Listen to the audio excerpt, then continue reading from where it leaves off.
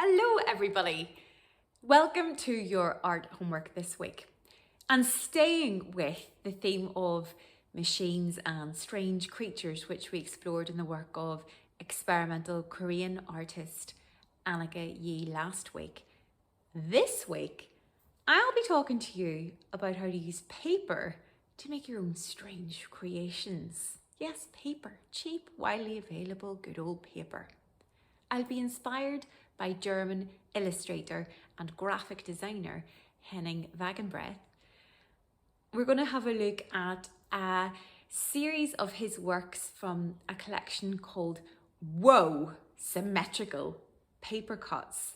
And you'll see how he creates this strange world of filled with human-like buildings and weird machines and 2- and 3-headed creatures. Are you hooked? Are you ready? Well, let's go. Henning Wagenbreth works as an illustrator and graphic designer. He makes his own typefaces too. That means a set of characters like letters, numbers and punctuation marks, which all follow the same design. He illustrates and designs books, posters, newspapers and magazines in many sizes, and he's even worked on animation films, theatre and music. For almost 20 years, he's been Professor of Illustration at the University of Arts in Berlin, Germany. But I want to introduce to you a series of work by Henning called Whoa! Symmetrical Paper Cuts, published in 2014. First, shout out if you know, what does symmetrical mean? Correct! Something is symmetrical when it's the same on both sides. A shape has symmetry if a central dividing line, what we call a mirror line, can be drawn on it to show that both sides of the shape are exactly the same. It doesn't matter if the colours are different, as long as the shape and the patterns are the same.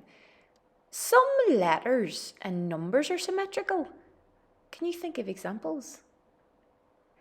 In nature too, we can easily find heaps of examples of symmetrical design. In the insect world, for example. Can you spot these other examples here? Now, paper cuts and paper cutting is a very, very old art form. We know that paper is a cheap and widely available material.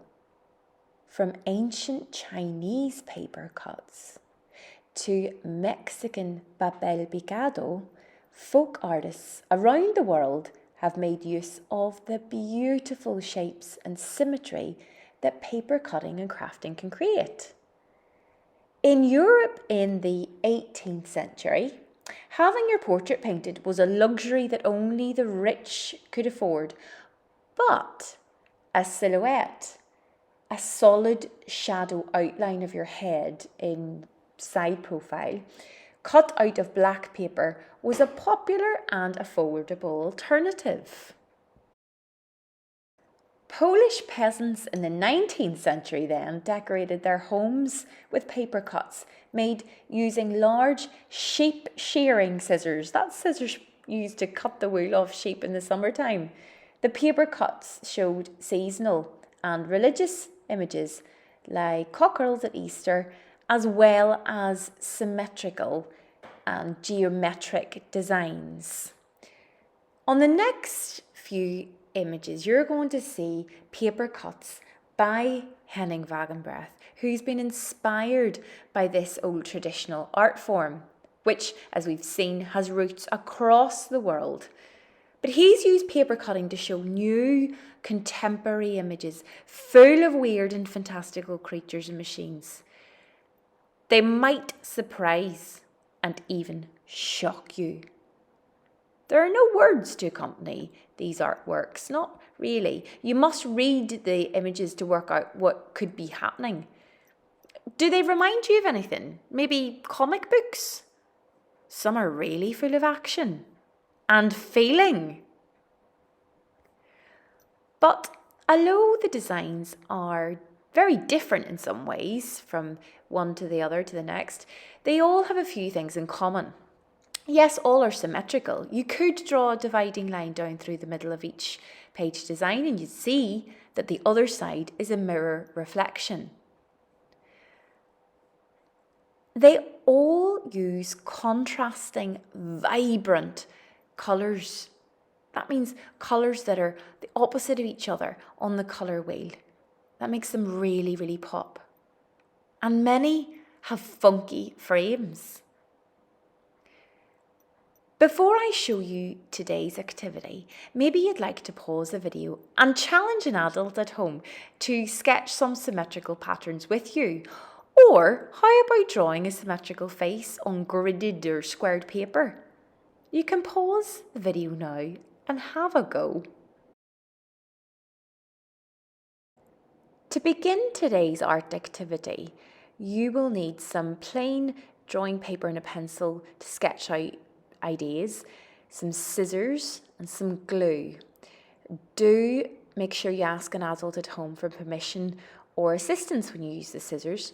You'll need large pieces of contrasting coloured paper, and if you want, some nice shiny recycled bits and bobs.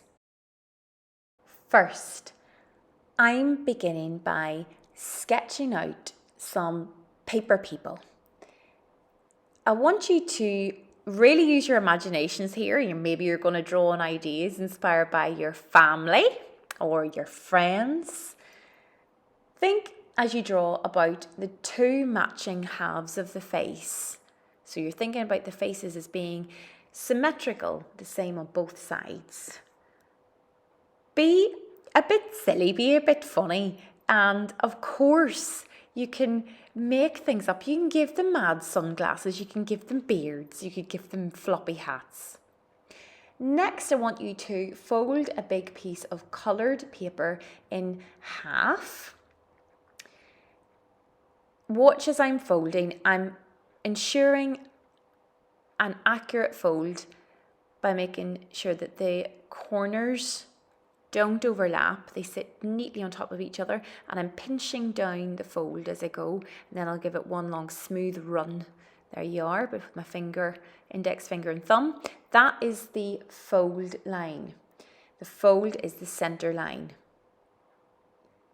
And it's this line we need to make sure that we keep as the mirror line, the dividing line, as we draw our face. So I've drawn my face here, ending at the fold line.